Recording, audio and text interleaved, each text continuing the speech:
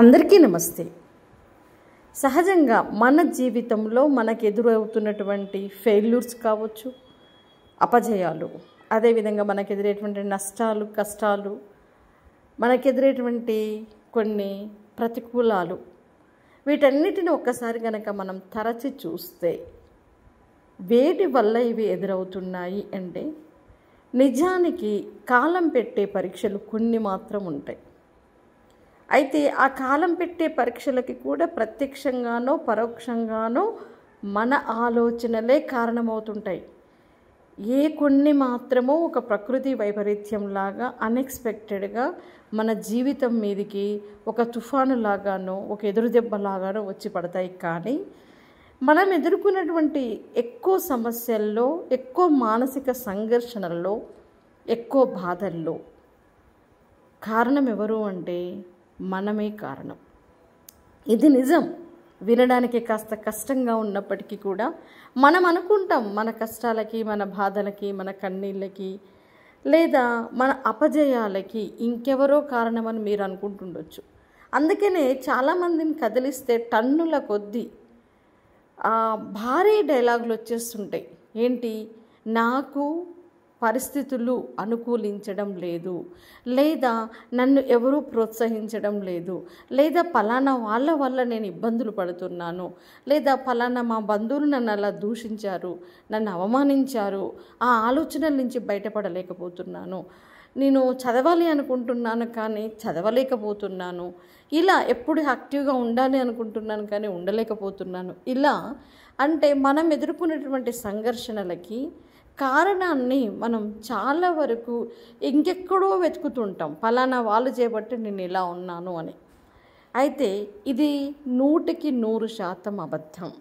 నిజానికి నీ మీద నీకు శ్రద్ధ ఉంటే, నీ లక్ష్యం మీద నీకు పట్టుదల ఉంటే, నీ జీవితం ఎలా ఉండాలి అని నిర్ణయించుకున్నటువంటి నీ ఆలోచన పట్ల నీకు నిబద్ధత ఉంటే ఎలాంటి మాటలు కావచ్చు, ఇతరుల యొక్క ఎలాంటి ప్రభావాలు కావచ్చు నీ మీద పడవు. ఇది నిజం.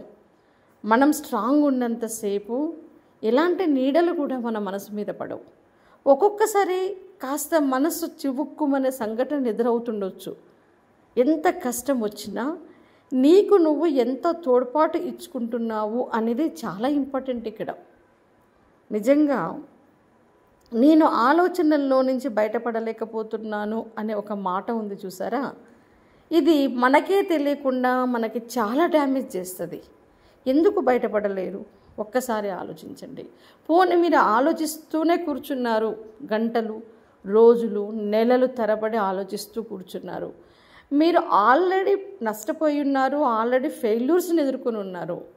ఇప్పుడు ఆలోచిస్తూ కూర్చుంటున్నారు, కాలాన్ని మొత్తం కూడా కరగదీస్తున్నారు. మళ్ళీ నష్టం ఎవరికి చెప్పండి? మీకే కదా. నిజానికి మనకి ఏదైనా అవమానం ఎదురైనా, ఏదైనా ఎదురు దెబ్బ ఎదురైనా, ఏదైనా కష్టం ఎదురైనా మనం ఏం చేయాలి? ఆలోచిస్తూ గంటల కొద్దీ కూర్చొని ఏడుస్తూ కూర్చోవడం కాదు. ఇమ్మీడియట్గా ఆ సంఘటనకి గల కారణాన్ని అన్వేషించి మన తప్పు ఉందా మార్చుకోవాలి, మన ఆలోచనని మార్చుకోవాలి. ముందుగా మన వైపే మనం చూసుకోవాలి. ఇప్పుడు మీరు ఒక బస్కి వెళ్ళాలి అనుకున్నారు. ఒక టైంకి మీరు వెళ్ళాలి, ఆ టైం మిస్ అయితే మీకు బస్ మిస్ అవుతుంది, మీరు వెళ్ళాలి. ఓకే, మీరు లేట్గా అయిపోయింది, మీరు బస్సు మిస్ అయిపోయింది. చాలామంది ఇలాంటి సంఘటన ఎదురు కాగానే పక్కన ఉన్నటువంటి భర్త అయితే భార్య మీదనో, భార్య అయితే భర్త మీదనో, లేకపోతే పిల్లల మీదనో, లేకపోతే ఇతరుల మీదనో, లేదా ఇంట్లో ఫ్యాక్టర్స్ మీదనో ఇలా నెపం నెట్టేసి మనసునంతా కంగారు చేసేసుకొని మీరు చేపట్టే ఇలా అయింది ఇమ్మీడియట్గా దూషించుకోవడం మొదలు పెడతారు. నిజానికి నీకు తెలుసు కదా నువ్వు లేట్ చేస్తే నీ బస్ మిస్ అవుతుందని. అంటే నువ్వు బస్ స్టాండ్ వరకు వెళ్ళడానికంటే ముందు నువ్వు నీకు ఎదురయ్యే ప్రతి విషయాన్ని బ్యాలెన్స్ చేసుకోవాల్సినటువంటి బాధ్యత నీది. నీ కాళ్ళకు సంఖ్యలు వేసి ఎవరు ఆపరు కదా. కాబట్టి నువ్వు తలుసుకుంటే ఇంకాస్త ముందుగా లేచి, ఇంకాస్త పనులు ముందుగా చేసి, ఓకే, నిన్ను నువ్వు తీసుకెళ్ళేటటువంటి బాధ్యత నీ భుజాల మీద నువ్వు వేసుకుని ఉంటే ఆటోమేటిక్గా ఏదైనా సరే ఇబ్బంది ఎదురైనప్పుడు కారణాన్ని ఎదుటి వాళ్ళ మీదకి నెట్టు వేయడానికి ప్రయత్నం కూడా చేయవు.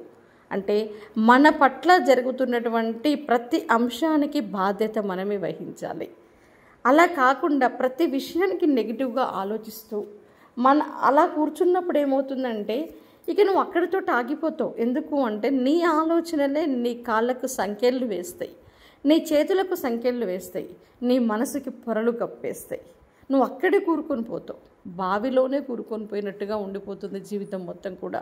పైకి రావాలని ప్రయత్నం కూడా చేయవు. ఎందుకు అంటే నువ్వు ప్రయత్నించేదంతా కూడా అక్కడేంటి, ఇలా జరిగిందే, ఇలా అన్నారే, ఇలా ఇన్సల్ట్ చేశారే, ఇలా ఫెయిల్యూర్ అయ్యానే అని ఆ జరిగిన సంఘటనల దగ్గరే నీ మనసు అనేది, నీ ఆలోచనలు అనేవి ఆగిపోతాయి. గుర్తుపెట్టుకోండి, మనం జరిగిన దాని గురించి ఆలోచిస్తూ కూర్చుంటే జీవితం అక్కడికే ఆగిపోతుంది. జరిగిన దాన్ని మార్చలేము. కాబట్టి ఆ ఆలోచనలు ఏం చేయాలి, ఇమ్మీడియట్గా డైవర్ట్ చేయాలి. ఆ డైవర్ట్ ఎవరు చేయాలి? నన్ను ఆలోచనలు వేధిస్తున్నాయి అనే మాటకి సమాధానం ఎక్కడ దొరుకుతుంది? మీ దగ్గరే దొరుకుతుంది. ఎందుకు అంటే మీ మనసు మీ దగ్గరే ఉంది, మీ మెదడు మీ దగ్గరే ఉంది, మీ జీవితం మీ దగ్గరే ఉంది. మా ఆలోచనలు మార్చుకోకపోతే జరగబోయే నష్టం కూడా మీకే. మీ గురించి మీకు మాత్రమే తెలుసు. మీరు ఎదుర్కొంటున్నటువంటి సమస్యలు కావచ్చు, పరిస్థితులు కావచ్చు, ఇవన్నీ మీకు మాత్రమే తెలుసు. కాబట్టి ఆల్రెడీ ఒకసారి మీరు బాధపడి కూడా మళ్ళీ ఆలోచిస్తూ కూర్చుంటే నష్టపోయేది మీరే అన్న విషయాన్ని మీరు తొందరగా గ్రహిస్తే ఆ ఆలోచనల వలయం నుంచి మీరు త్వరగా బయటపడతారు. అది ఏ విషయమైనా కావచ్చు, ఎలాంటి సందర్భమైనా కావచ్చు. జరిగిన దాన్ని మీరు మార్చలేరు. కాబట్టి ఎంతసేపు మన ఆలోచన వాట్ నెక్స్ట్, జరగబోయేది ఏంటి, ఇప్పుడు నేను ఏం చెయ్యాలి, ఇప్పుడు నేను ఎలా నిలబడగలగాలి, ఇప్పుడు నేను ఎలా సక్సెస్ కావాలి, ఓకే ఫెయిల్యూర్ అయ్యాను, ఇప్పుడు నేను ఎలా సక్సెస్ కావాలి, ఓకే పలానా వాళ్ళ నన్ను ఇన్సల్ట్ చేశారు, వాళ్ళ విషయాన్ని నేను సీరియస్గా తీసుకోవాలా, నేనెందుకు సీరియస్గా తీసుకోవాలి, నేనెందుకు ప్రూవ్ చేసుకుంటాను. ఒక్కొక్కసారి నిన్ను నువ్వు ప్రూవ్ చేసుకోవాల్సిన అవసరం కూడా లేదు. ప్రశ్నించిన ప్రతి ఒక్కరికి, విమర్శించిన ప్రతి ఒక్కరికి, అవమానపరిచిన ప్రతి ఒక్కరికి మనల్ని మనం ప్రూవ్ చేసుకుంటూ పోతే మొత్తం బ్రతకడం ఎదుటి వాళ్ళ కోసమే అవుతుంది. కొన్ని సందర్భాలలో అసలు ఎదుటి వాళ్ళ కోసం నువ్వు ప్రూవ్ చేసుకోవాల్సిన అవసరం లేదు. అంటే ఎదుటి వాళ్ళ మాటల్ని నువ్వు పట్టించుకోవాల్సిన అవసరం లేదు. బట్ కొన్ని సందర్భాల్లో అవసరం. ఎందుకంటే కొన్ని విమర్శలని మనం స్పోర్టివ్గా తీసుకున్నప్పుడే మనమేంటి అనేది మనం నిరూపించుకునే అవకాశం మనకు దక్కుతుంది. నీ బలాబలాన్ని నువ్వు వెలికి తీస్తావు. అంటే ఇక్కడ సమయస్ఫూర్తి, అన్ని చోట్ల స్పందించాల్సిన అవసరం లేదు అని చెప్పడానికి నేను ఇలా చెప్తున్నాను. అలా అని చెప్పేసి మనల్ని మనం ప్రూవ్ చేసుకోవాల్సిన అవసరం లేదు అని చెప్పేసి అలాగే కామ్గా ఉండిపోతే ఏమైపోతుంది, మన జీవితం పట్ల మనకు సీరియస్నెస్ ఉండదు, మళ్ళీ ఫెయిల్యూర్స్ ఎదురవుతాయి. అంటే నీ వల్ల ఏమీ కాదు అని ఎవరైనా నేను విమర్శించినప్పుడు ఖచ్చితంగా నేను ప్రూవ్ చేసుకోవాలి, నా వల్ల అవుతుంది అని నిరూపించుకోవడానికి. అదేవిధంగా ఎవరైనా పదే పదే నిన్ను ఒకటే మాట 10 సార్లు అన్నప్పుడు ఆ మాటను పట్టించుకోవాల్సిన అవసరం లేదు అన్నట్టు. సో కాబట్టి ఆలోచనల సుడిగుండం నుంచి నువ్వే బయటపడాలి. ఎప్పటికప్పుడు జీవితానికి కొత్త మార్గాలను అన్వేషిస్తుండాలి. మెదడును చురుకుగా ఉంచుకుంటుండాలి. ఎప్పుడు కూడా నీ ఆలోచనని నిత్య నూతనంగా ఉంచుకోవాలి. మైండ్ని ఫ్రెష్గా ఉంచుకోవాలి. ఎప్పుడు కూడా భవిష్యత్తు మీద ఆశని, నమ్మకాన్ని వదులుకోకూడదు. నువ్వు తలుసుకుంటే నీ జీవితం మారుతుంది, నీ ఆలోచనలు మారితే నీ జీవితం మారుతుంది. కాబట్టి ఆలోచనలని మిమ్మల్ని ఆపివేయక ముందే వాటి నుంచి, వాటి బందీ నుంచి, వాటి సంఖ్యలను తెంపుకొని మీరు బయటపడాలి. ఎందుకంటే మీ ఆలోచనలు మీ మనసులో ఉంటాయి కాబట్టి. ఓకేనా?